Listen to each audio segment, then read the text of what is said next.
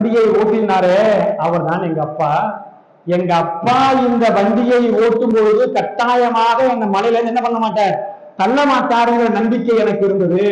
அதுபோல இந்த வாழ்க்கை என்னும் பயணத்திலே நாம் இறைவன் மீது பக்தி வைத்திருக்கும் போது கட்டாயமா நாம் என்ன பண்ண வேண்டிய அவசியம் இல்லை, எது ஒன்றுக்கும் பதட்டப்பட வேண்டிய அவசியம் இல்லை. அந்த பெண் என்ன பண்ணா, அமைதியா வந்தா. அது மாதிரி நம்மள என்ன பண்ணலாம், அமைதியா வரலாம். இது நம்ம தான் அந்த வண்டியை ஓட்ட மாதிரியும் உண்மையாவே பிரேக்க பிடிக்காத மாதிரி நம்ம வாழ்க்கை போயிட்டு இருக்குங்கிற மாதிரி என்ன பண்ணிட்டு இருக்கோம், நம்ம பயங்கரமா பதட்டப்படுறோம்.